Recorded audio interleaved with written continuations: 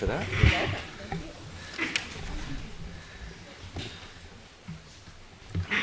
Carol, would you roll call, please? Councilmember Cortez.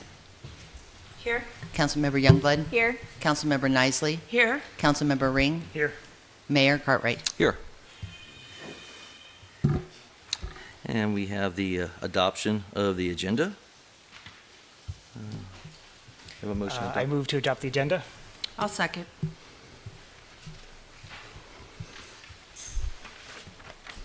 Councilmember Ring. Yes. Councilmember Nisley. Yes. Councilmember Cortez. Aye. Councilmember Youngblood. Aye.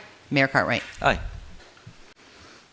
I don't believe we have any recognitions or proclamations unless, Wes, there's last minute? No? Okay, thank you.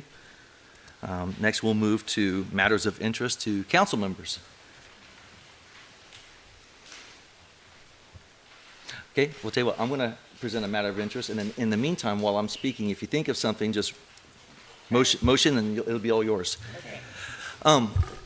My matter of interest is, if you recall, a couple years ago, there was an article or two in the Sacramento Bee, and the subject matter had to do with child trafficking. And they, I forget the agency, but they had some success in disrupting a child sex trafficking ring, and arrests were made. And I don't recall the disposition of the children involved, but because it was several years ago. But we haven't heard about that issue in quite a while, which could be a good thing or a bad thing, right? It could be that it's not as prevalent now, or it could be that the law enforcement just hasn't made notable ground. But what I will say is that it is a serious issue, and it's a safety issue, and especially for a small town like this, where we enjoy a degree of safety, I would say, that is more than, let's say, our surrounding neighbors. Sacramento, for example, right? And I believe that because of that, we sometimes tend to be complacent. And it just comes with being, so in the military it's described as being in code white, which is kind of unaware, whereas it was advocated that you be in code, like code yellow, which is just a general awareness, no specific threat, but just a general awareness. And so I've seen children in the park being unattended by their parents, and I just thought to myself that that would be a prime opportunity for a predator to strike. And just recently, a movie was released, and the movie is titled Sound of Freedom, and it's a real life, it's based on a true story. It's about a real life Homeland Security agent who was tasked to investigate child trafficking rings. And I won't give you any spoilers of the movie. It's a great movie. I recommend you see it. I will tell you this, even though the subject matter is ugly, there are no graphic scenes, there's no gratuitous symbolism, there's no foul language, and so it's appropriate for most age groups. I would say even for some children, just depending on their maturity level. But it would be, I think, time well invested so that one can be more aware of the potentials out there and what to look for. And so I leave you with that. Thank you. And I thought of something. Go ahead. Carol, can you let everybody know about the National Night Out? Because that's before our next council meeting. Yes, we are going to be hosting our second annual National Night Community event here at the Depot on Tuesday, August 1st. We will have bounces houses for the kids, barbecue, just a lot of things. Someone's going to come and do face painting for the kids, and law enforcement will have their presence here, and fire department, and I think the chaplaincy is going to be there again. Probation's going to be setting up a booth. It's a great opportunity for the community, number one, to come together, have dinner. There's no charge for any of this. This is just a great opportunity for the community together. Last year, I was surprised for our first, our very first event that we ended up, we had purchased food to barbecue for 150 people, and I probably ran out of food with probably an hour left for people to eat. So it was very, very well attended, and everyone had a really good time. Thank you. It was a good time last year, and I'm going to miss it this year, but I hope others can make it.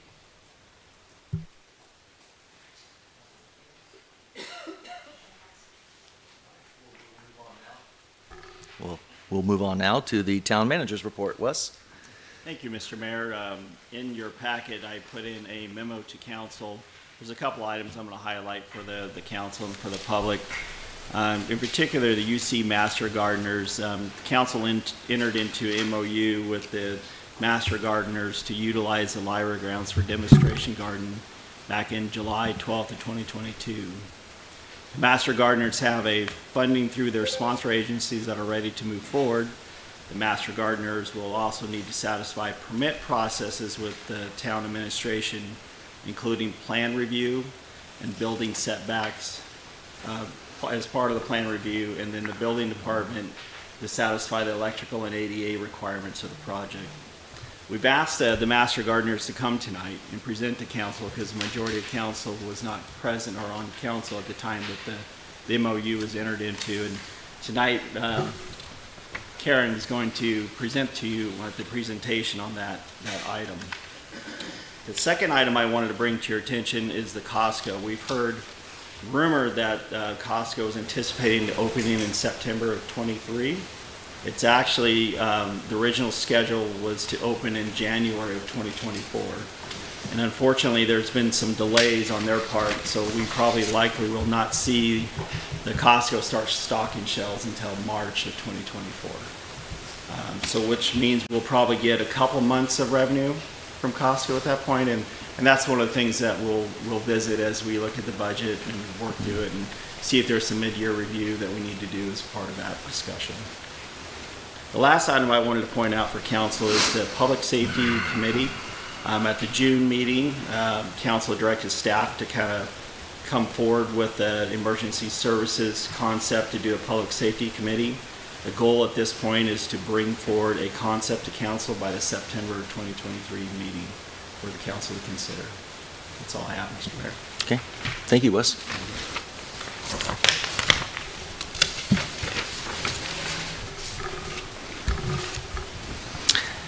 Next, we'll move to the Loomis Library and Community Learning Center Librarians Report.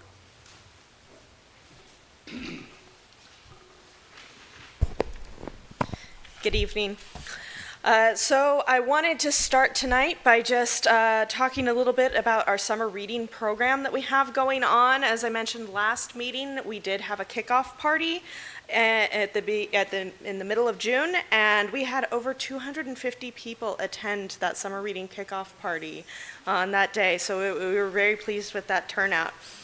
Overall, we have about 240 people actively participating in our summer reading challenge, which so far they've logged over 45,000 minutes read, which turns into about 750 hours. And we still have a few more weeks left. It doesn't end technically until July 22nd is the last day to log your reading. So if you are participating, make sure you're logging. But we love to see those numbers. We still have a lot of activities coming up. Of course, we always have our story time on Fridays at 10:30. Tomorrow morning at 10:30, the firefighters will be at the library, and they will be showing off their trucks and everything. It's usually a great time. We do have to say, though, they're on call, so there's always the possibility that they have to leave or be late, but usually when they come, they're there and they have a great time. We do have 2 more Create a Comic workshops. We've been doing those every Wednesday. Tomorrow's will be at 3:30, and then on July 19th, the last one will be at 3:30 as well. This upcoming Thursday, we have our digital library information class teaching seniors how to use our Libby and Hoopla apps. That's going to be on Thursday at 10:30, and then on Thursday at 5:30, we have our Bad Art Night for adults and, well, really anyone 16 or older can come and compete to see whose art is the worst. So it should be a lot of fun.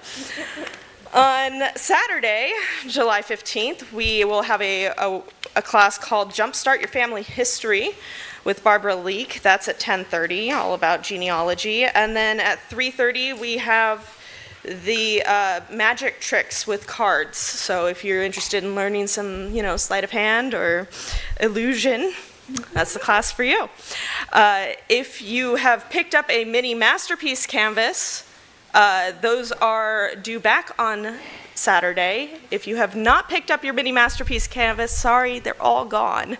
So, but they will be displayed next week. So even if you didn't get one, come into the library and check out the masterpieces that people have created throughout this summer. We've already gotten some back, and some are really good. So it'll be exciting to see everything that people do.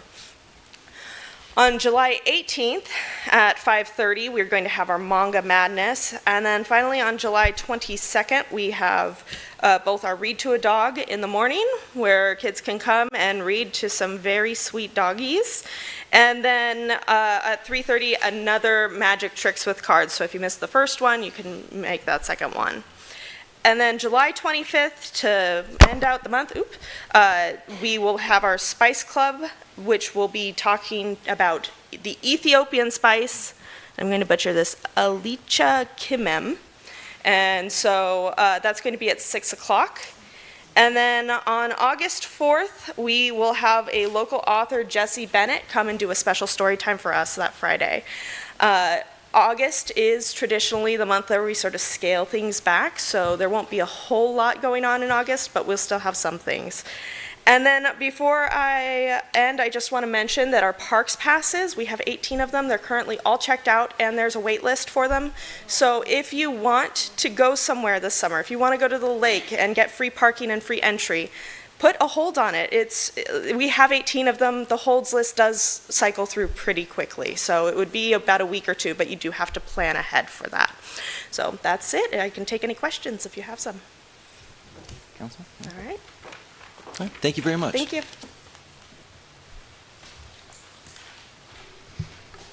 Next, we'll move to the Loomis Chamber of Commerce update. Katie. Good evening, everybody. I would like to start by showing you all that we have our new Discover Loomis publication. Just came out about a week and a half ago. You may have received them in the mail with your Loomis news. For everybody in the room, I have a stack of them in the back as you leave the door by where the agenda was. So anybody that wants to pick up one or a couple, help yourselves. There's some really great features on the history of our town, as well as some features on some newness that's happening, including the liveliness of our four corners here at Taylor Road and Horseshoe Bar, and it's called Loomis on Tap, which covers High Hand Brewery, Loomis Basin Brewery, and Gander Tap House. So those are some really good, interesting reads. Other than that, we kind of have a summer light when it comes to our events with the Chamber, but I want to highlight a few of them, starting with this Friday's third concert series, summer concert series, right here at the train depot. It will be a hot one, but come and join us. We're going to have the water slide. The Bounce House water slide is free. The splash pad is free. Just stand close by. It'll mist you and it'll feel good. With a great band that the town has booked, as well as a food truck, French dip sandwiches. Then we will have an icy or snow cone truck. As well, and then you can frequent our local businesses like Taylor's and LBB and anything that's open here afterwards. So that we open around 5, the music starts from 7 to 9, and the Chamber sells beer and wine at our Chamber booth. And then the last concert, more of the same, is August 11th, so Friday, August 11th. It's the week between the week before school starts back in town, so hopefully everybody's back from vacation and ready to get back together. We had a wonderful Coffee Connection meeting last week. It's always the first Thursday of every month at 8 a.m. if you're available. Anybody in the community is invited. We get lots of great updates. We had a representative from State Assembly Joe Patterson's office. We have supervisors from the county that come and represent and give us updates. We have some utilities like PCWA and SMUD, or SP MUD, not SMUD. sometimes. And then we always get a town update from our town manager, and Wes did a great job this month for his first time. So the next one is August 3rd, and our presenter will be Hubbard Insurance Solutions.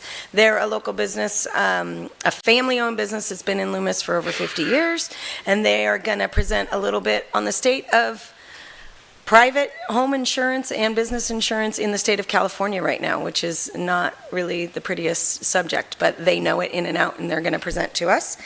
And then lastly on our list that is confirmed is we have the Stove Connection, which is down the street on Taylor Road, just across from High Hand, celebrating 30 years in business in Loomis, which is quite a legacy as well.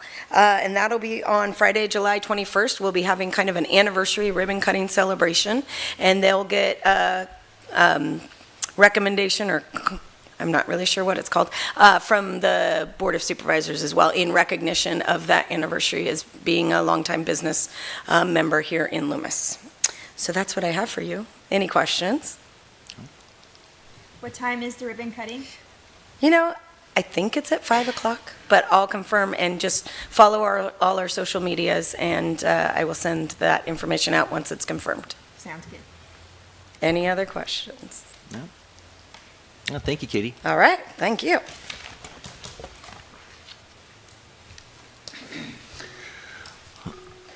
Wes, do you happen to know if Deputy Jeff Bilodeau will be attending and giving a report or not? I thought they were, but apparently I don't see them here tonight. I Right. will. There was something going on down there. There were two sheriffs, and then when it came through. Sounds like he was distracted. Okay, well, So if he comes back in later, maybe you can entertain. yes, I will. Yes, exactly, because I know he does an excellent report, and I will insert him in somewhere. So, okay. With that, we'll move to public comment for items not on the agenda. This time is reserved for those in the audience who wish to address the town council on subjects that are not on the agenda. The audience should be aware that the town council may not discuss details or vote on non-agenda items.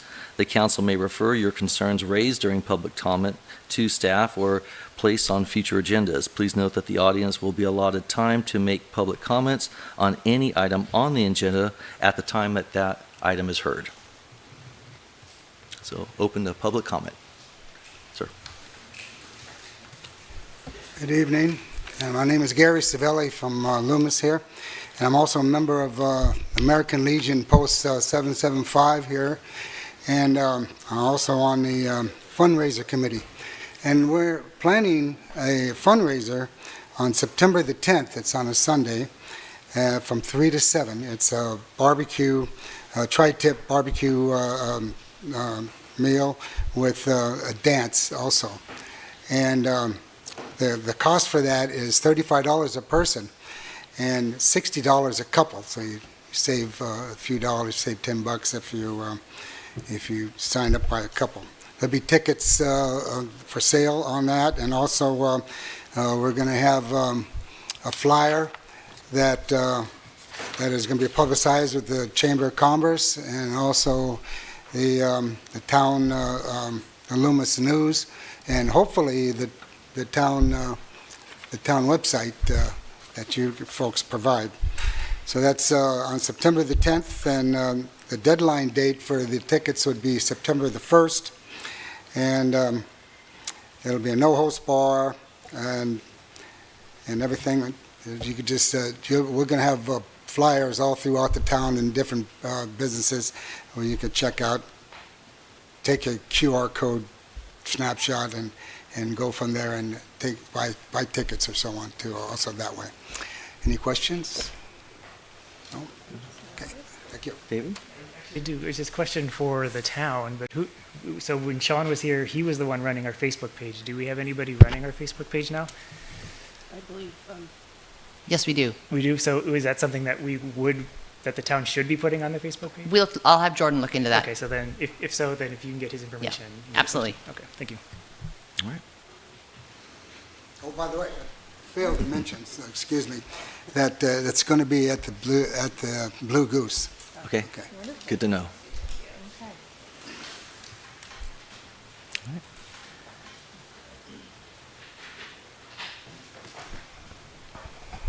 Hi, my name is Pam Blake. I live on Angelo Drive. I talked to Ken before the meeting because I was going to bring up the Planning Commission meeting, but he told me he was sick, which is hardly ever. And I have one of those passes from the library, which I told her, I got to look when I have to return that, but I went kayaking today at Rattlesnake Bar with Katie. So I wanted to bring up something that the official Town of Loomis survey postcard that we got in the mail, and that it was talking about feedback on key issues facing our community when it was basically all about the library. So it was misleading. I love our library. I'm there almost every week, and like I said, I was kayaking today with a state park pass. But I'd like to know for the next meeting, how many of those postcards went out? Was it just to the residents in town? Was it the town residents only? What that cost was? But I'd also like to know, if possible, how many people actually filled out that survey. So if you're sending out 2,000 postcards and you're only getting 25 back, then I'm looking at that as our resources not being, spent, correctly. So can I get those answers at the next town meeting? How many went out and how many responded back and what the cost is? Wes?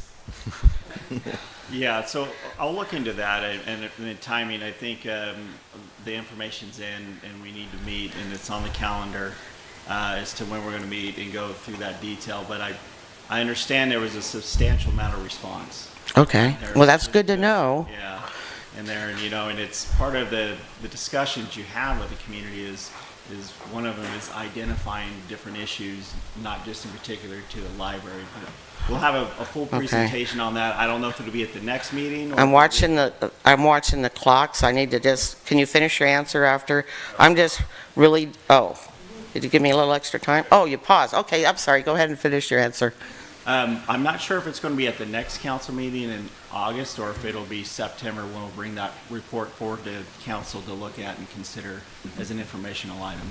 But we'll keep you posted on that. Okay, that'll be great. And my last thing is, I'm really disappointed that we're not having the Eggplant Festival this year. The first few years I never attended because I did not like eggplant, so I was not coming to an eggplant festival. So I missed the first probably 7 or 8, but since then I've attended every eggplant festival, and there's other people out in the community that are disappointed. So I don't know what all the issues are between last October and this October that it couldn't be worked out for us to continue to have the Eggplant Festival. And of course, I was at the open house at the firehouse, so I asked the chief if we were still going to have the pancake breakfast that morning, and he just said he didn't know. So I hope we at least get that pancake breakfast back, because it's a nice community event along with the Eggplant Festival. So thank you very much. And I'm going to head home now because I paused the All-State game, so I want to finish that game. So thank you very much. Okay.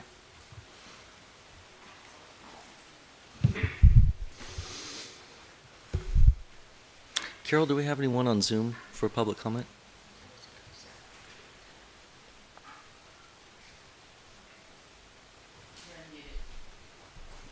You're okay to speak, Dottie. Hi. Thank you. Hi, this is Dottie Robinson. I live at 5501 Mallard Court. That's not me, but I wouldn't mind looking like that. It looks better than I do. Anyway, I'm asking about the Eggplant Festival. I don't understand what happened. I've heard different rumors, and if there's any way we can get clarification on why it was canceled, and if there's a potential for it to be re-enabled or re-engaged, or whatever that word is. Thank you.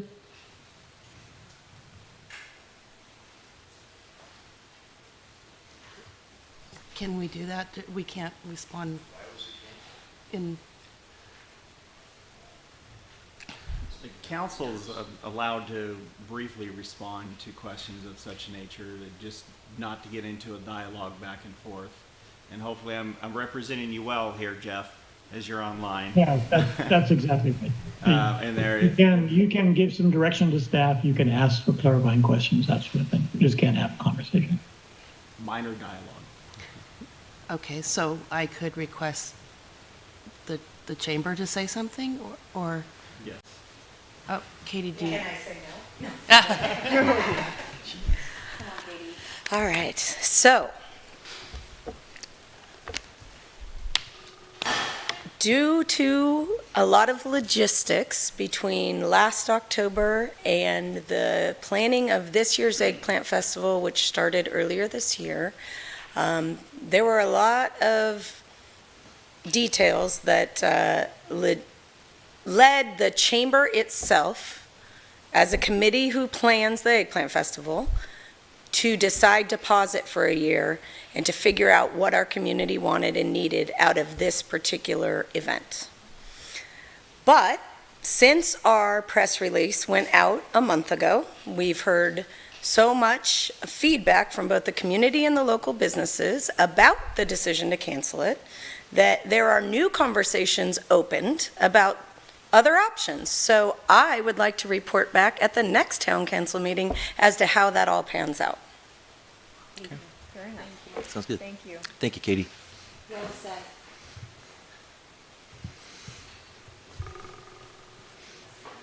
All right. All right, then with that, we will close public comment.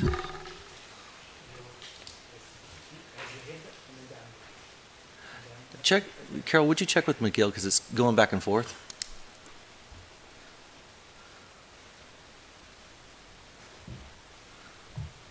Thank you, Mr. Mayor. I saw that I was on the list, so Miguel Yukich, 5911 Craig Court. Well, what I would like to see or ask the town council at their next meeting to put an item that our former town manager had written. It was an amendment to the zoning ordinance, which would allow electronic billboards for nonprofit organizations. Currently, the electronic billboards are not allowed in the town of Loomis, although all the schools have one. The reason I'd like to see that is there's so many things going on. The town, a lot of the people in the town aren't aware of what's happening. Like we have swimming, we've got the concert, there's all kinds of things. Electronic billboard placed in the town would allow people on a regular basis to see what's happening. So Sean wrote up an amendment to the zoning ordinance that would allow nonprofit organizations to have electronic billboards. And I would like to see the council place that on the next agenda to review it and see if possible to send it to the Planning Commission. Thank you.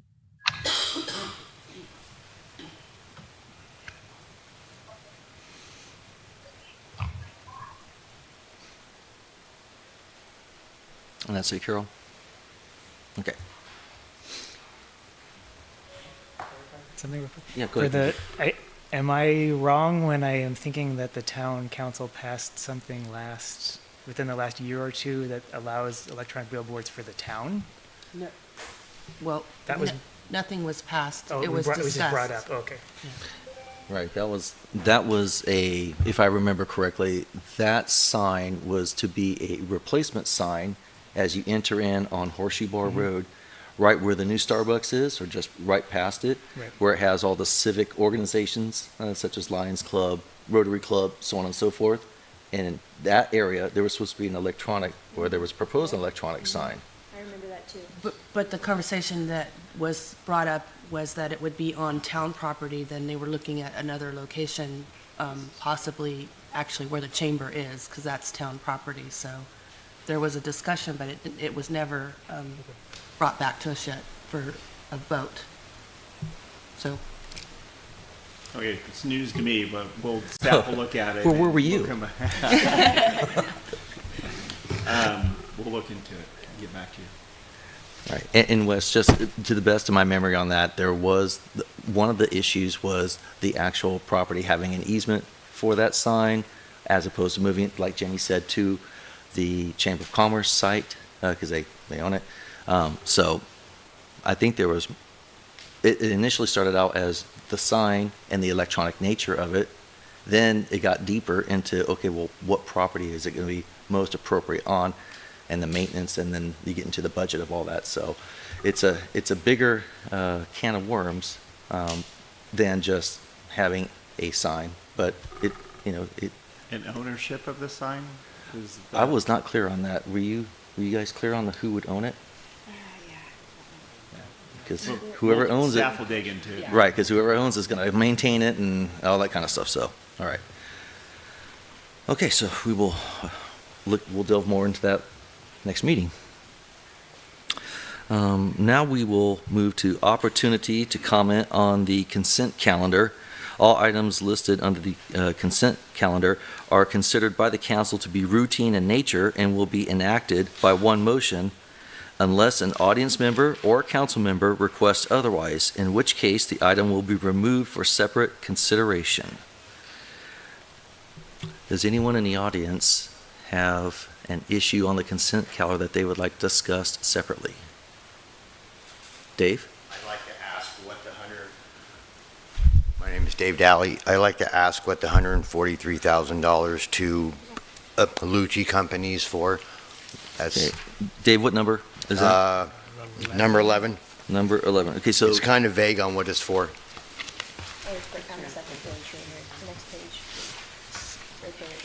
okay, so that's item 11, and then I know David, And you I would wanted to pull item 7. please. Okay. All right. Are there any other items to pull?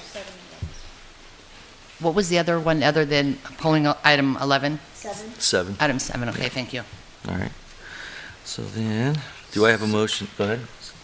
Do I have a motion to approve consent calendar items 1 through 6, 8 through 10, 12 through 13?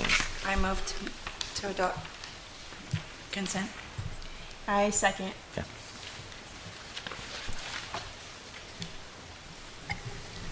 Councilmember Cortez? Aye. Councilmember Youngblood? Aye. Councilmember Nisley? Yes. Councilmember Ring? Yes. And Mayor Cartwright? Aye. Since the item number 7 comes first, David, would you like to? So with the engineering status update, which is item number 7, I want to start off saying, this is no reflection on you as your job. I think you do a great job. And I just wanted to bring something up to the attention of the council. All right. So on the top of the last page of the engineer's report, Merrill mentions a 3rd round of tree pruning that's going to be done, or it needs to be done. The first 2 rounds were paid for out of the town's tree removal mitigation fund, and I have some issues with that, and so I'm kind of asking for the council's opinion on this. So just for some background, and I'm paraphrasing here, the town's municipal code has a section on tree conservation that stresses the importance of the town's tree canopy. And among other things, it specifically lists several species of oak trees that should be protected. And so if for any reason, any of those trees, those oak trees, need to be removed and can't be replaced, then the developer, whoever it is, has to pay a fee to the town. And those fees are only paid if oak trees, the specific oak trees, are cut down. And so is my understanding that this ordinance was updated in 2014, and initially there was oak trees and other trees that were protected, and there was 2 separate funds that were paid. And so if you cut down an oak tree, it went into one fund. If you cut down a non-native tree, it went into a different fund. And in 2014, they removed all the non-native funds from protected status, leaving only the oak trees. And the wording was changed, and so the original wording for the oak tree fund was, it was mostly for purchasing property to plant or protect native oak trees, propagating native oak trees from seed or container stock, and maintaining existing native oak trees. So it was initially set up just for oak trees, this one fund was. And now that it's been reworded in 2014, oak trees are only the ones on the non-native ones got removed, but the wording of the fund, the way that you can spend the funds has changed, and I believe it's changed and it no longer really reflects what the original intent was. Okay. And so I wasn't involved in 2014 with the town governance when this happened, but I'm hoping that someone here who helped revise it could comment during the public comment period of this. and let us know kind of what the reasoning for that was. But the reason I'm spending your time on this is what I'm ultimately seeking is the town's approval to direct staff into looking at changing the wording of the existing tree ordinance before it comes up again for the next round of pruning, so that we can find other sources of funding for this tree pruning, which is necessary, needs to be done, but I believe shouldn't be done using this oak tree removal mitigation fund. And so we don't need to vote on anything. We just I just need to know if you feel differently, or if you are ambivalent to it, or what. If this is something that we can get staff to do. Do you have any opinions? That's kind of what I'm looking for. I know I'm springing it on you, and you've had 5 seconds to think about it, and I apologize, but this is how it has to be done with the Brown Act. We could all, if you want to take public comment and listen to if anybody has anything to say. You know, Oh, go ahead, sorry. one difficulty with this ordinance is the ordinance itself violates property rights. I was just going to ask that.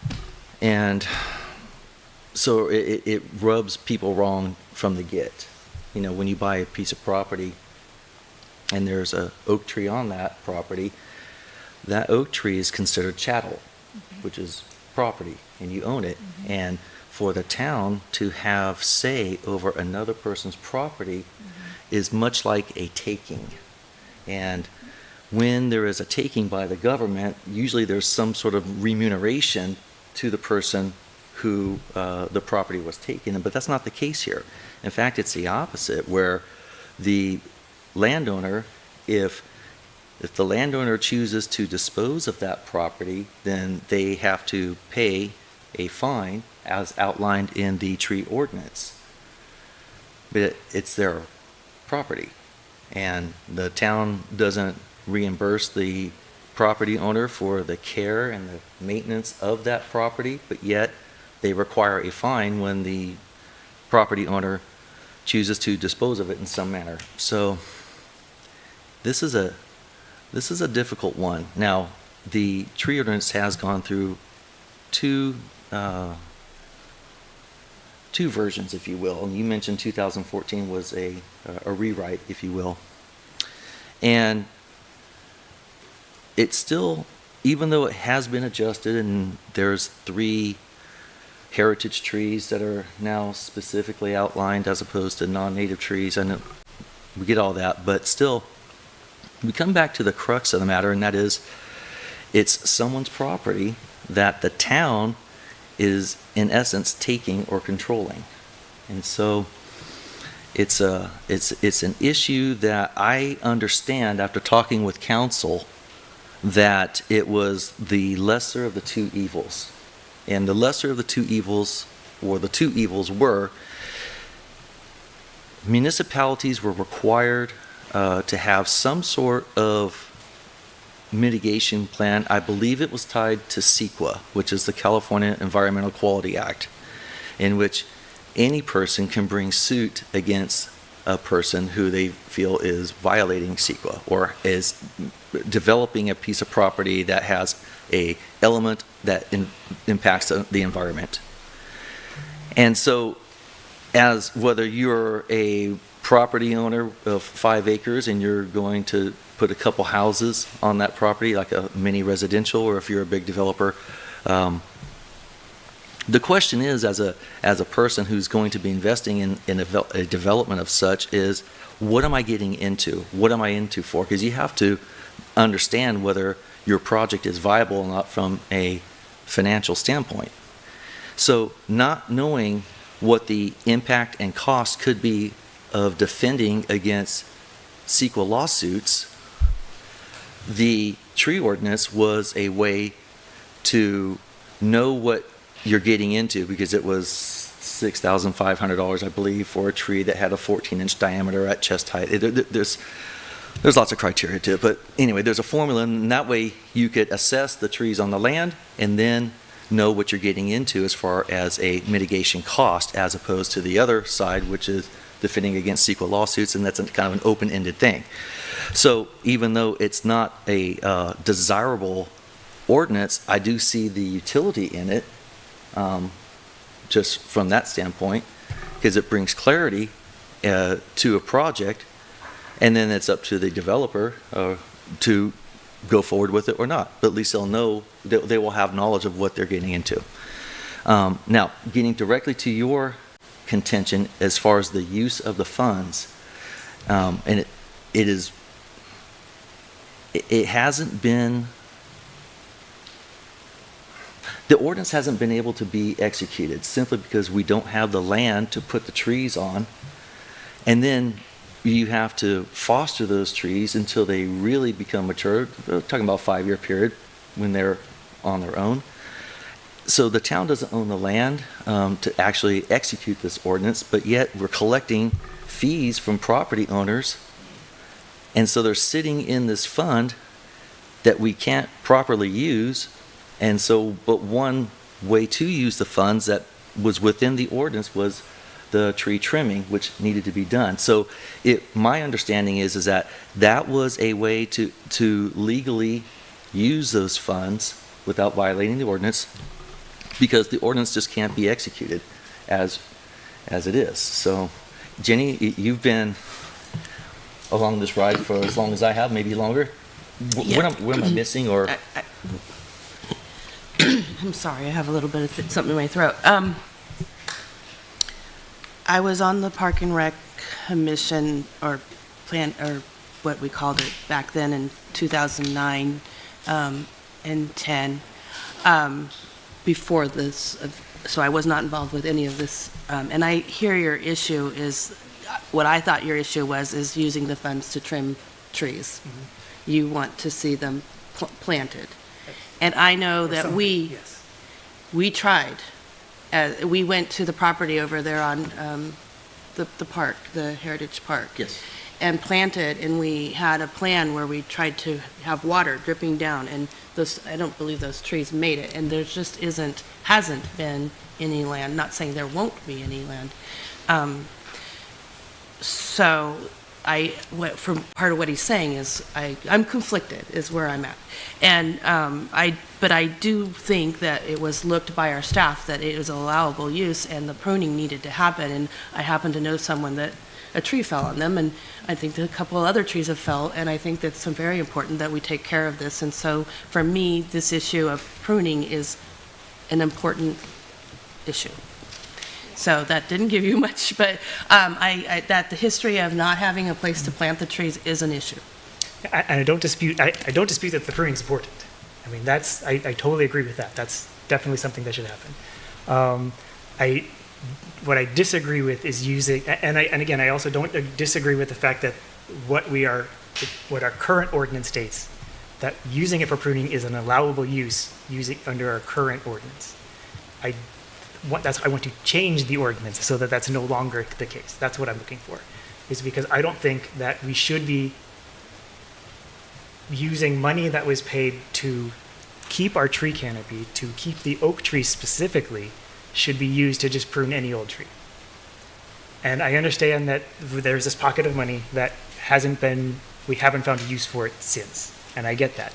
And my issue with that is, just because we haven't found a use for it doesn't mean we won't find a use for it. Like, if at some point in the future we have now land that we can plant trees on, and we've used up all the money, it's, well, too bad we don't get that. We don't have that money anymore, we can't do it anymore. And so just because you haven't found a solution yet doesn't mean that the solution won't be presented in the future. All of that aside, I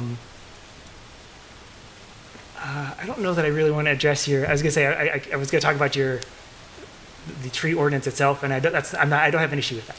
My issue is just with the way that it is, the way that we're currently spending our funding. And again, if you all think that this is totally fine, then I'm in the minority, and I just have to deal with that. But I was hoping that I could get a conversation going, which I now have, and I'm hoping that we could come to a decision, so that we can at least, do you all agree that spending money set aside for oak trees is fine to spend on anything, or do you think that maybe we set aside this money for a particular reason, we should probably use it for that particular reason? Well, it's Mayor not, Carter. it's not set Can I- aside for, oh, go ahead, Jeff. Yeah, I want to, I appreciate the conversation, and for the most part, it's sticking to the agenda item. But this is really not agendized to make a decision about a change to the ordinance. And it really isn't the place to have a discussion about whether a majority wants to make a change to the ordinance. You're dealing with a specific item. You should really deal with that item. If you want to direct staff to bring back something for future consideration about possible amendments to the ordinance, that's fine. But I'm going to encourage you not to go too much further in a broad discussion about what you like or don't like about the ordinance itself and changes that you might or might not consider at a future date. I was actually told that this was the right way to do it. I'm not supposed to asking for a change of ordinance. I'm just asking, is there a majority opinion to direct staff? That's really all I'm looking for. With all due respect, you are asking for everybody to express an opinion and give direction to staff to change. That's the line I'm drawing. What I would like is to direct staff to look into this issue. And I need a majority opinion to do that. Is that acceptable? You have an item on the agenda for future agenda items. This would be an appropriate topic to raise at that point, and see under the process that the council follows, ask if the council wants to bring this back for a discussion at a future meeting. Then, don't you have an item on your agenda for future items? I believe you do. future items, items not on the agenda. So that's that item that we've already passed. That was items of interest for the council. And there, I think tonight is all we're looking for is their interest in bringing this. Well, I think that's fine. I'm not going to get too hung up on that particular timing of it. I think in light of the item that's on the agenda and the issues that you've raised, I think it would be appropriate if the council wants to direct staff. And it doesn't have to be a vote. It's just is there an interest in the council, on the council's part, to having staff come back with a future agenda item to discuss the tree ordinance?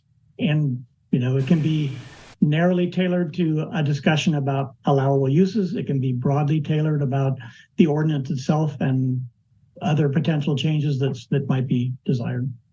So that's what I'm looking for.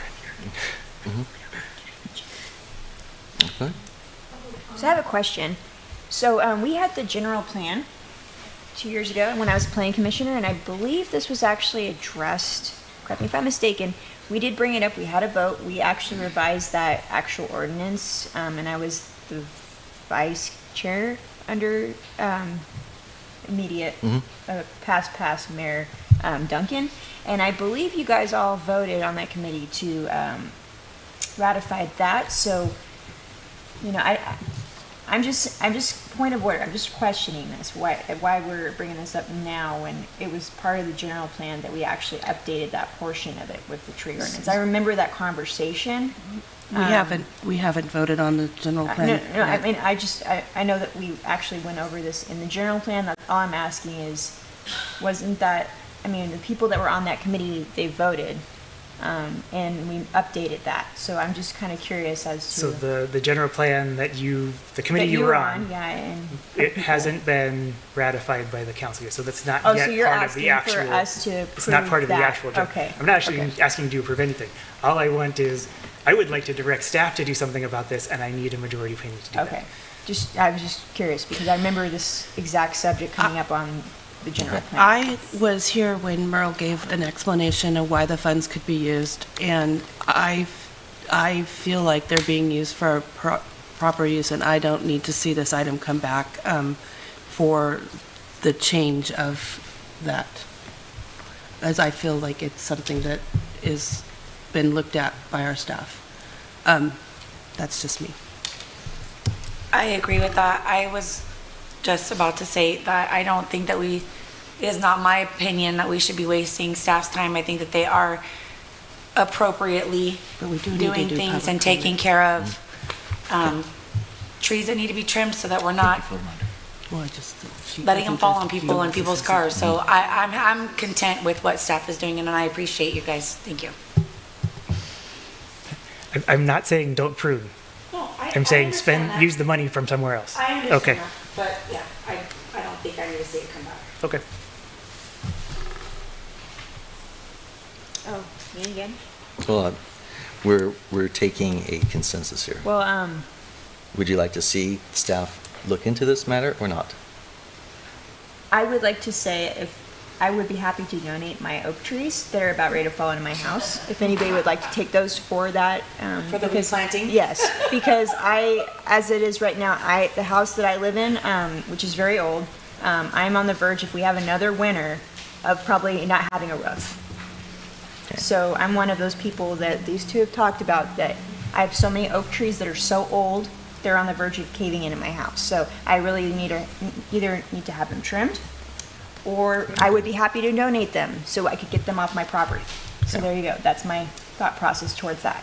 All right, and then, Can we get, I would say that that is an acceptable use because you're helping to maintain the health of oak trees in Loomis. And I think that that would be an acceptable use for our so, and my position on this is that I don't see a need to take staff's time at this point, but I am willing to entertain any idea as to how the ordinance could be effectively enacted, or executed is a better word, because as of right now, we cannot. And so I'm open to ideas for the future, but as of right now, I'm unaware of those ideas, so I'm not willing to direct staff to put time and effort into the nebulous nature of it as of right now. Thank you, Mr. Mayor. I think staff has direction at this point. we have, And then public comment. So now we're going to open to public comment. Don't worry, Gene, we're following procedure here. So we're going to open the public comment on this item, and Gene? As one of the planning commissioners that worked a long time on this ordinance, and I assure you, the emphasis was on oak tree preservation. And I understand the need for trimming. I just think that's an ongoing maintenance job of the town and should come out of other ongoing maintenance, just like any other kind of maintenance the town does, and not use up a tree fund that at one time had $500,000 or so, that something significant could be done with it. And this is basically using it all up. You may think, oh, well, it's going to be replaced. No, that when the ordinance was changed, for one thing, almost all the residential homes do not have to pay into that anymore. They're exempted unless you have a large splittable lot, then they have to look at it. So the only things would be if we have large developments that do have some trees that they would have to mitigate. So this fund is not going to be replenished like it was. The fines were extremely excessive, and that's one of the reasons we had to look into it. That's one of the reasons the Priory had to go away, because their oak tree mitigation was so huge. And Homewood Lumber had to make a special deal because theirs was over almost $700,000. So that's why this ordinance had to get revised, but it's not going to be replenished. Now, one of the things that, Danny's correct, we don't have a place to plant them. But if we use up all the money, we won't have a place. Maybe the town should be looking into, is there a place not to plant them necessarily, but that has oak trees that we could preserve, and it can be used for that kind of thing. Maybe they should look into the Open Space Parks Fund that never gets always collected, never gets used. And maybe if those were to be used, look into looking at some property that the town either can get from a development, or could end up with money from the Parks Fund and the Tree Fund to purchase something. An open space park does not take anywhere near the same kind of maintenance as an active park. And so it's not the same kind of expense that the town has been wary of as far as developing active parks. And I would like to see this issue looked at again, because I think just using it up to trim trees every year, it's going to be gone. You're going to have to take it out of general funds eventually in probably 2 or 3 years, the rate we're going anyway. and you won't have anything substantial that you can do with the Oak Tree Fund the way it was intended to. So it's a disappointment to me if it's something that isn't even going to be looked at again. I would like to have that looked at again, because that was not the intent of the use of that fund. The intent was to preserve oak trees. Now, that's a different issue than Danny's property rights one, but as far as the funds that we have, I think we could do better with it and do something substantial that we would have oak trees preserved for the future, and maybe in conjunction with an open space park, so that people do have open space that they can go and enjoy the oak trees in the kind of setting that is our natural setting here. And I'd like to see that happen. Thank you. Al?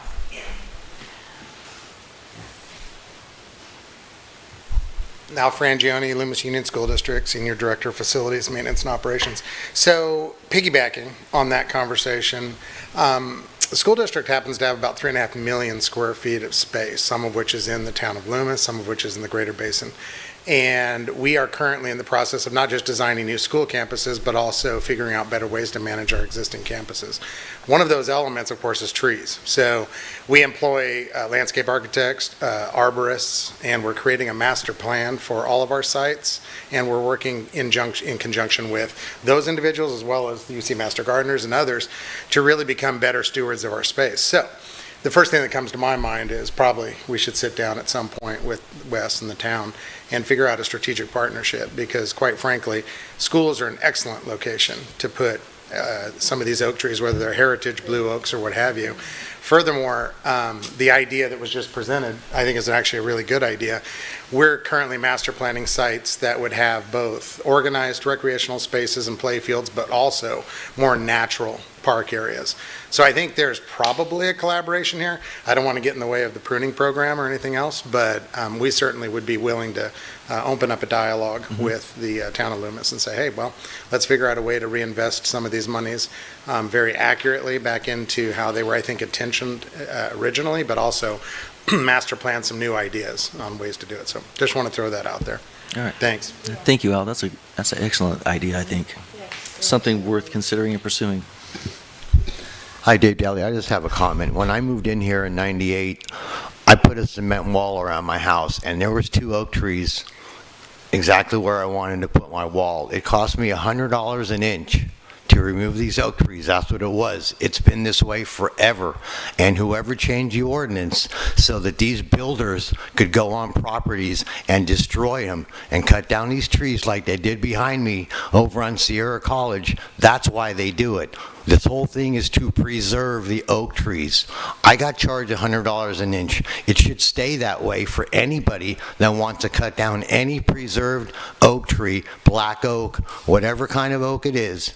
There has to be rules for everybody, and the rules should stay the same, because I know a lot of people on Del Mar Avenue who have paid $100 an inch over the years that we've been here just to cut down a tree so we could shove a wall up or a fence up or do whatever it is. It should be that way all the way around. It shouldn't be that these people could go in there and cut all these oak trees down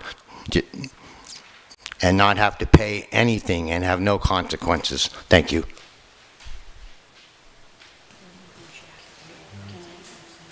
Sure.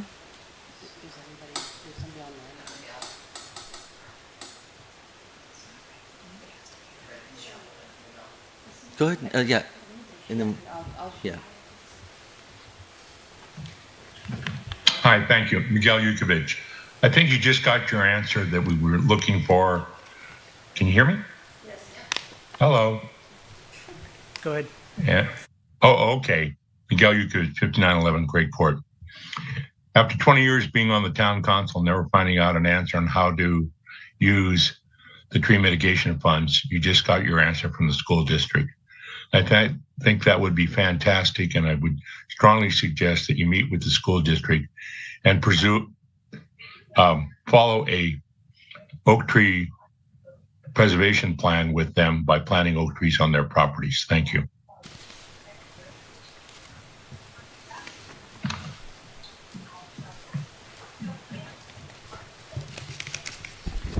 Go ahead, Sonia. Hi, Sonia Coupler, Loomis. I just want to say that I agree with David Ring and Jean Wilson. I'm pretty disappointed that someone within our town staff or council or whoever it was found a loophole in this ordinance and a way to raid the fund, as far as I'm concerned. And it may be legal, the language to raid the money out of that fund, but it is not within the spirit of that ordinance. Thank you.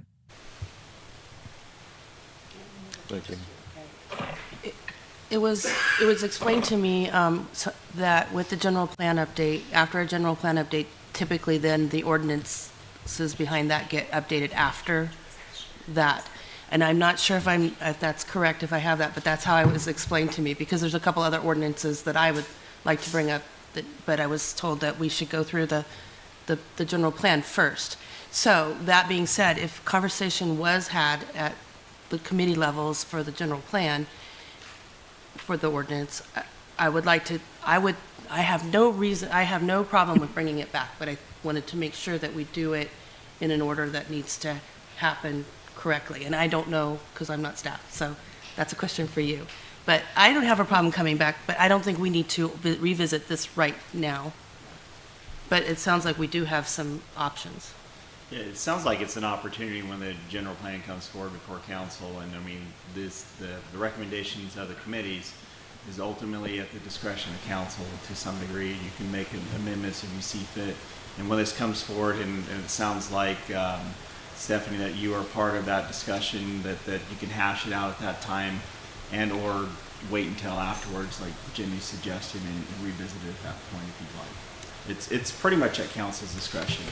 We had an open space committee specifically. The natural resources committee had, I believe, I'm trying to remember, I think it was exactly 5 subcommittees, and that was one of the committees, and I remember that this was brought up during the general plan. So I guess when it...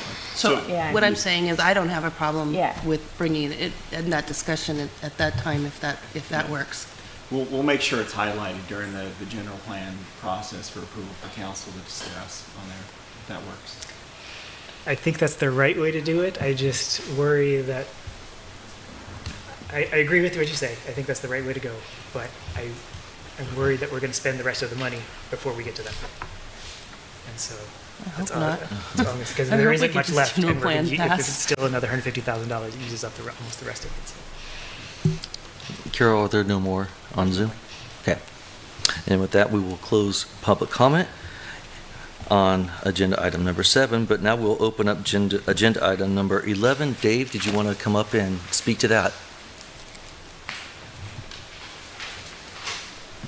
Can I ask what the $143,000 is and who's it going to and what does this company do for us? Sure.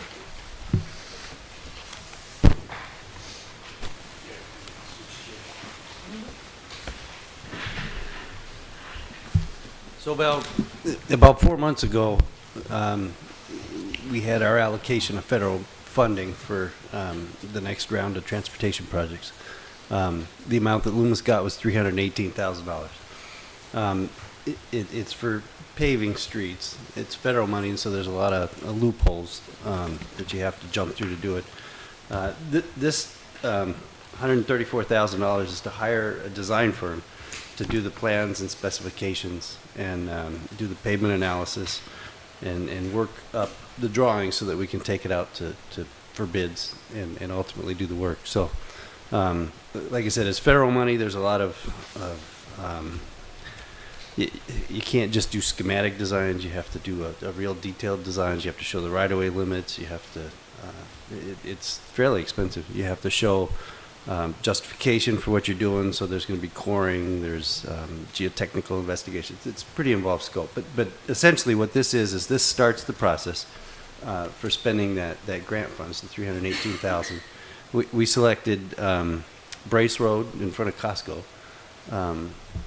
For repaving from Sierra College to the freeway, and then also King Road, the same limits from Taylor to the freeway. So those two segments, it's probably construction cost about $600,000 worth of work, and the grant will pay for half of it. So the design has to be done with local funds. And so what this contract does is it hires a firm to prepare those drawings so that we can then move forward and have it built. All right, thank you. Yeah.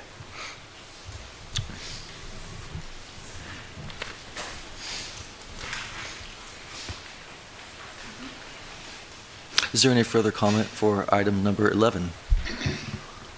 Seeing none, hearing none. Okay, we will close public comment. And now we will move to item 14. I move to approve item 7. Oh, I got ahead of myself. Consent Thank you, agenda. David. Yeah. I second. Was that for 7 and 11? 7 and 11. Okay. Yes. 7 and 11, and then another 14 after that. Councilmember Ring? Yes. Councilmember Cortez? Aye. Councilmember Youngblood? Aye. Councilmember Nisley? Yes. Mayor Cartwright? Aye. And now we'll move to our presentation. Item 14 is a presentation by Placer County Mosquito and Vector District. Thank you for your patience. Typically, our consent calendar doesn't take that long, but it is okay. we're glad you're here. I'm still here, and I still want to present to you guys. So, my name is Megan Lovano. I'm the Public Information Officer at Placer Mosquito and Vector Control District. And today I'm just giving you an annual update about our district, our activities, and then some news regarding West Nile virus and invasive Aedes mosquitoes. So a little bit about our district. We're a special district. We're located in Roseville. We have a substation up in Truckee to service the Tahoe Basin area. We have about 25 full-time staff members, and we hire seasonal employees and interns in the summer months and our peak months. We're overseen by a 7-member board, which one of our board members is here with us. I know you know him well. Russ Kelly is our citizen who represents Loomis. Yes. I think you can move to whichever slide. So our mission is to efficiently and effectively manage and control mosquitoes in Placer County to make sure that people who live here are safe and have a healthy life in the county. We have in a big service area. You could skip forward a few if you want. All of Placer County is our service area. From, you keep going. Keep going. Keep going. One more. Yep. This is our service area, all of Placer County, from West Placer all the way up to East Placer. Loomis falls right in that West Placer border. So here we deal a lot with mosquitoes and then West Nile virus. That changes as you get higher up into the Sierras. In Mid Placer, we're dealing with mosquitoes, ticks, and Lyme disease. And then up in East Placer, we're dealing with rodents and yellow jackets. And then I'm actually going to talk a little bit about the mosquitoes we've been dealing with up that way this season as well. Okay, next slide. So a question we've been getting a lot, and we've actually had a lot of media coverage about this, but it's how this record rainfall is going to impact mosquitoes this summer. And I think we're starting to see that impact. So where there's more water, there's most likely going to be more mosquitoes. That's where they breed, that's where they develop. And with more water, more mosquitoes, we might end up seeing an increase in West Nile virus. So I'll go into a little bit about what we've seen with West Nile virus, but we are starting to see West Nile virus spread through parts of Roseville, and we're going to expect to see that spread through other parts of our county going into August. So this is an idea of the service requests we get from the public. We have a public service request program where people from the public can submit a problem report on our website for things like mosquitoes, standing water, yellow jackets, green pools that their neighbors have that they want to anonymously submit, which is great for people to submit. Those could be really big problems for us. So looking back at June, we saw most of our service requests were for standing water, and that's because of our mosquito fish program, and I'll talk about that in a second. We also saw a lot of requests for mosquitoes, so people are submitting problem reports letting us know we're seeing an increased activity in mosquitoes. So this is something unusual, or it could be anything, like I said, a green pool that their neighbors have a green pool and it's producing. Next slide, please. So I talked a little bit for a second about our mosquito fish program. I would say a lot of our Loomis calls are for mosquito fish. So We have a free program where people can submit into our website, let us know that they have a pond on their property. Our technicians will come out, take an inspection of that pond, make sure mosquito fish are the right fit for that pond.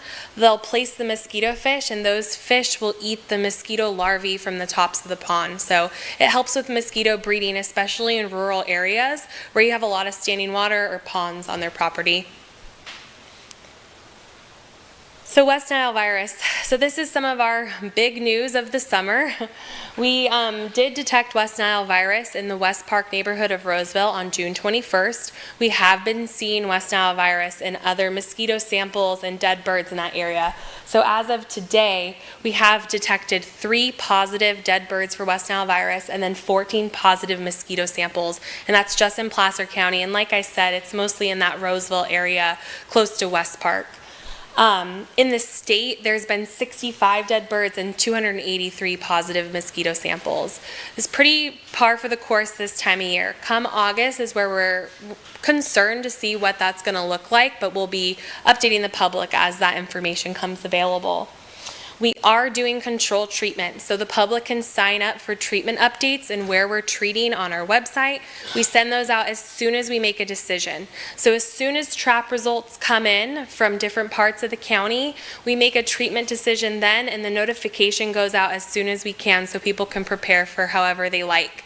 You know, we do follow EPA guidelines with any treatment we make, so they are safe and studied, and there isn't much to be concerned about. What is a bigger concern is West Nile virus transmission. So again, how to protect yourself from West Nile virus is using EPA registered repellents. So that's repellents that include ingredients like DEET, picaridin, IR3535, or oil of lemon eucalyptus. You also want to get rid of all that standing water. That's why we have our mosquito fish program. But even bits of standing water that are in your yard drain, and I'll talk a little bit about this invasive species we have now, but even in a bottle cap of water, get rid of it because they could lay eggs in small amounts of water. And then again, questions, concerns, reach out to our district. We're here as a resource to help our community. Invasive Aedes, this is our other big topic this summer.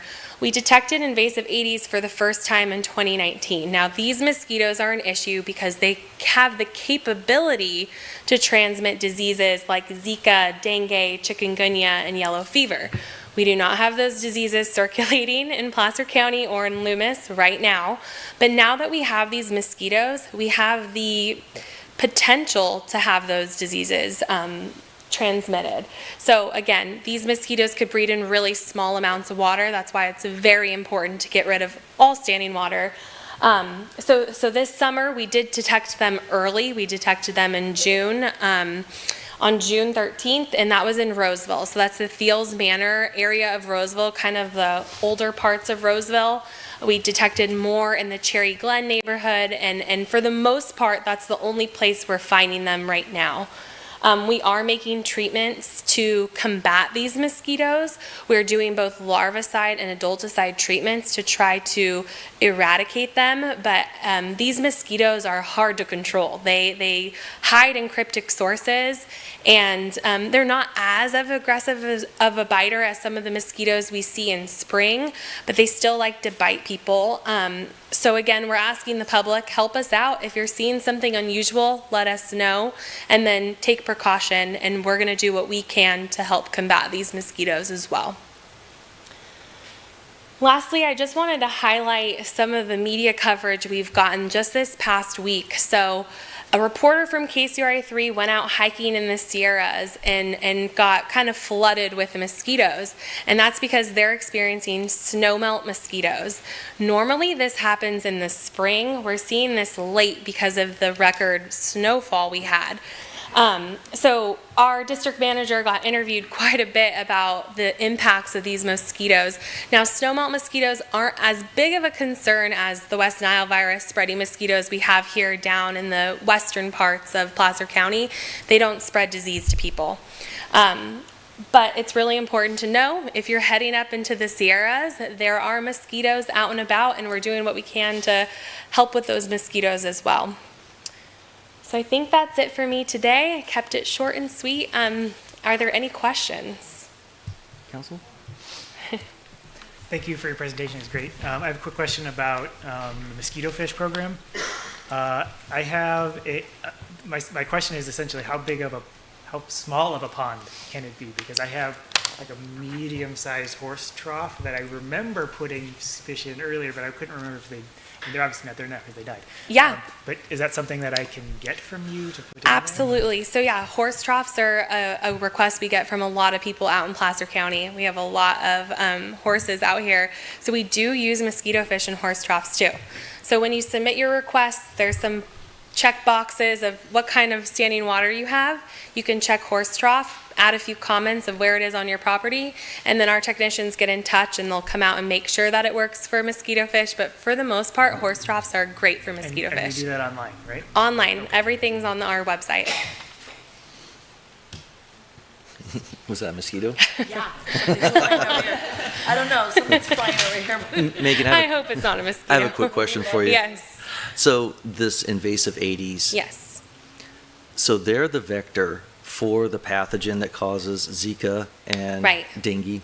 Yes. Where does the pathogen come from? If the mosquito is just the carrier, where does the pathogen come from that they carry? So this hasn't happened here yet, but if someone were to be traveling outside of our area and come back with one of those diseases, then that mosquito would be capable of biting the person who is sick with one of those diseases Right. and then passing it on to someone else. I see. So again, we don't have any of those cases right now, but now that we have these mosquitoes, that is a concern that we have. Okay. And we've seen that happen in other areas of our country. Sure. Yeah, we have international travel, so Right, yeah, I get it. yeah. All right, well, thank you. Appreciate Yeah, it. thank you.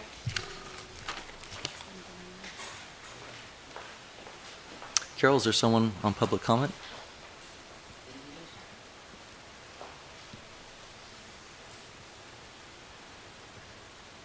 Okay. Item 15 is the presentation by UC Master Gardeners of Placer County.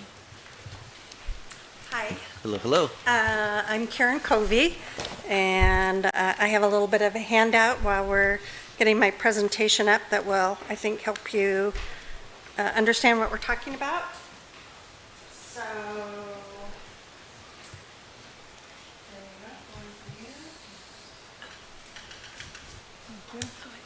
So, many of you have, I've been on the speaker's circuit for the last couple of months. So many of you have heard my presentation, so I'll try to add some new parts and not bore you to tears. So, Placer County, we usually start off the presentation. Carol, I think you need first slide. Whoops.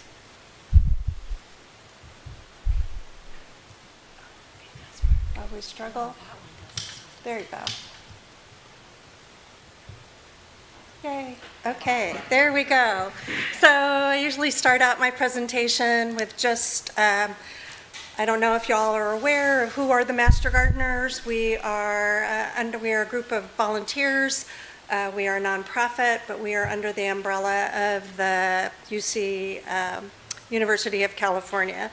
And our mission, our mission in life is to take, back up just a sec, there we go, is to extend the research base horticulture information that we get from the University of California to the homeowner. We are not farm advisors. We don't go out and talk to the farmers and the ranchers in the area. Our focus is just with the home gardener. In Placer County, we have 150 Master Gardeners, and you can find us at fairs and festivals, at the farmers markets. We have a website, we publish a newsletter, and most of that information about who are the Master Gardeners you can find on this particular flyer. But I'm here to talk to you about the demonstration garden at the Loomis Library. Please, there we go. Some of you may be familiar with this project, and others this might be new news. Sarah reminded me tonight that this is a project that I believe that the town and the Master Gardeners first started talking about in March of 2021. And I'm here to let you know what progress we've made and where we are, the status of the project right now. So I think y'all know the history of the library, as it used to be a branch of the Placer County library system, and then the town took it over. In August of 2022, a memorandum of understanding was executed between the University of California and the town of Loomis to take a portion of the land that the library is currently on and transform it into a demonstration garden. We created a committee to actually study what a demonstration garden should look like for the town of Loomis, and I think there was at least 20 master gardeners who participated in that activity to come up with a design. Next slide. These are the demonstration design goals that came out of that particular study with the master gardeners in conjunction with the town. We're going to be removing 11,000 square feet of turf. Our goal is to create a very comfortable aesthetic with the garden, make it very inviting that people want to come and visit. To the extent that we can, which is, I'd say 99%, it will be ADA compliant. We are going to feature native and pollinator plants with a focus on water-wise plants and plants that are compatible with our particular area here. We're going to, in partnership with PCWA, we're going to be improving the irrigation system, basically replacing all of the outdoor irrigation at the library. I forgot to mention, we're, in addition to natives and pollinator plants, we plan to have a little small orchard there that would be suitable for a homeowner's backyard, and we will also have an edible garden, and our intention is to donate whatever fruits and vegetables that we actually grow in the garden to a local food bank, probably Jenny's favorite. So we're going to demonstrate turf alternatives, how you can have something that's green in your front yard or your backyard that isn't necessarily fescue grass.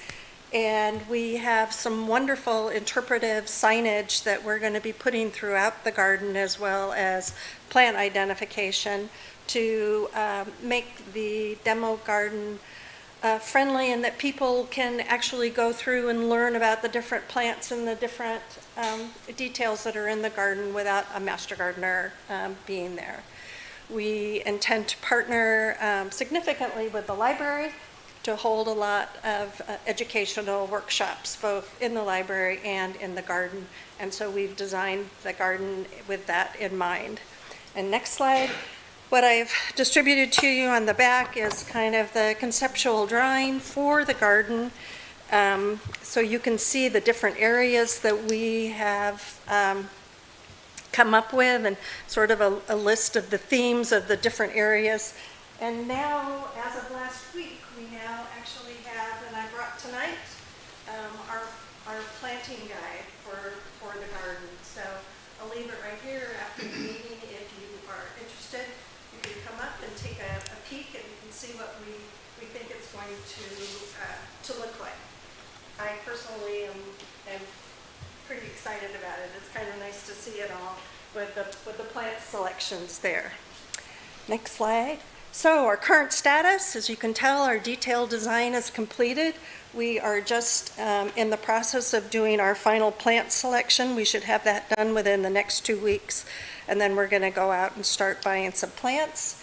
We are in the process of contracting with a landscape contractor to help us with the infrastructure, to help us with trenching for the irrigation, to do some contouring of the land, also to help us install the DG paths. Most of the master gardeners, or I'll just speak for myself, I'm too old to get on my hands and knees and dig trenches. So we really, we wanted to hire a landscape contractor to come in and help us with that. Also, we want to minimize the impact to the library operations, so we're trying not to make this a 2 or 3 year project, but more a 4 to 6 week project, so we can kind of get in there and get it done. We are, as of today, I think we are planning for our groundbreaking to be on September 19th. I was checking with the steering committee and the major stakeholders. We will be extending an invitation to the council members to join us there. I believe we're trying to make it at 9:30 in the morning. We will be in, PCWA is a major sponsor, and they will be there, and we'll also be reaching out to the local media outlets, and maybe even Good Day Sacramento, since they seem to be focusing on Loomis recently, to have them come, and it'd be great publicity not only for the town of Loomis, but for sure for the library. Our goal is to plant in the fall. We are getting a donation from the Xerces Society, which is a native plant society of native plants, and fall is an excellent planting time for that. And after a meeting with the town a couple of weeks ago, we also plan to take advantage of the mulch and compost program that the town offers. So there is, PCWA offers a rebate for removal of turf and also improvement of irrigation systems. I've worked with Sean before he left to fill out the paperwork for that PCWA rebate. The rebate will come to the town, since the town is the actual owner of the property, and the agreement that we had in concept is that once the town receives that rebate, that there would, through some mechanism, and I need to defer to you all, that rebate would then be donated to the demonstration garden. So I don't know what I called it we need a resolution to initiate that grant rebate, but that was one of the things that I wanted to ask for tonight, and just confirm with you all that that was all okay, I guess. And then last but not least, a commercial for the Friends of the Library fundraiser. They are conducting a Buy a Brick campaign right now. The bricks will be installed right here, which is in the entrance to the garden. We'll have a pretty little fountain here, and we hope to put maybe like 200 bricks around here from different members of the community, both businesses and individuals and families. So a brick is $120, and it's a great fundraiser, for the library and for the garden. So, any questions? I have a question. Yes. The Buy a Brick, where is that, like online? How do you purchase that? Is it you go to the library and fill out a form? There are brochures that are in the library. There's also a website where you can just go online, and I did not bring that information with me. I can send it, I would love that. and then have Carol send it to everybody.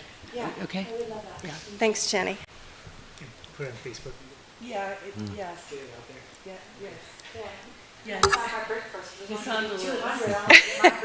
There we go. I think we hope to kind of rev up the marketing program for that Buy a Brick program, and work with the chamber, and there was just a quick article in Gold Country Media, right, just last week, and I believe that generated some sales, Sarah. So, any other questions about the garden, what we're going to do? We hope to have it open in the fall. I would just say that I was in the conversations with Sean and you and the Master Gardeners about that rebate, and that was the intent for that $10,000 to come back to help pay for all the irrigation that they're updating. Right. Just to make you guys know. Okay. I have a quick question. Is there opportunities for community members to help with like the planting or the care of this, or is this all done by your organization? The maintenance of the garden is the responsibility of the Master Gardeners, but we'll be looking for ways for community members to participate with us, but the primary responsibility is with the Master Gardeners. But they could join the Master Gardeners, right? And You could join the Master Yeah, there you Gardeners. It's the Master Gardeners isn't a garden club. It's you have to interview, fill out an application, interview for the Master Gardeners. You go through 160 hours of training, and then there is a requirement for yearly volunteer hours. So you need to want to be one. Okay. Anything else? Any further questions, council? Okay, thank you very much. All right, thank you for the presentation.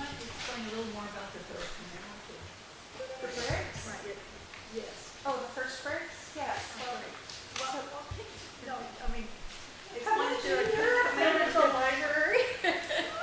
Is there a difference between the first bricks and the other bricks?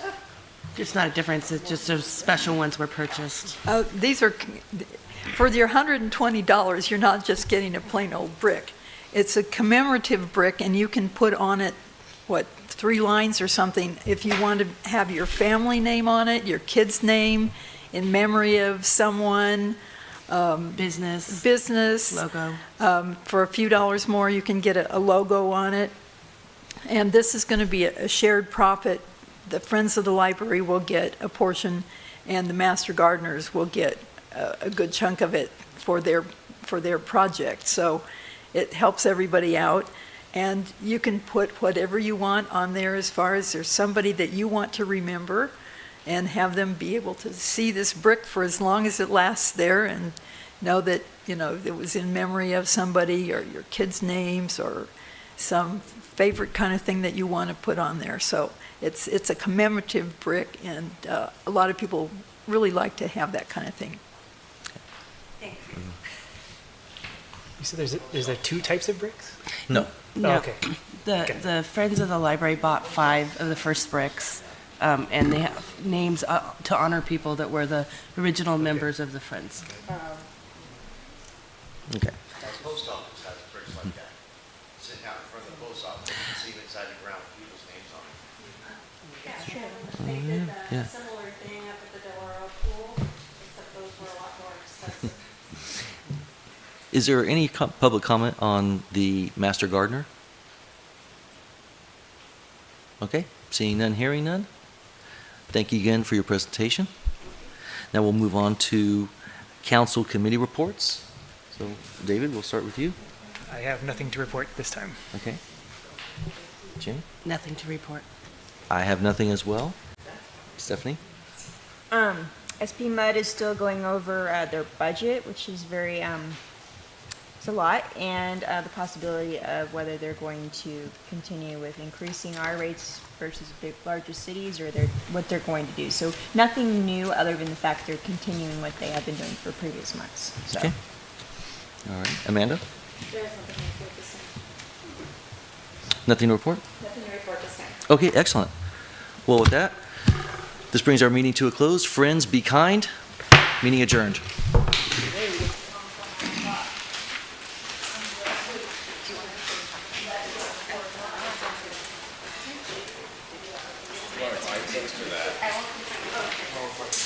Yeah.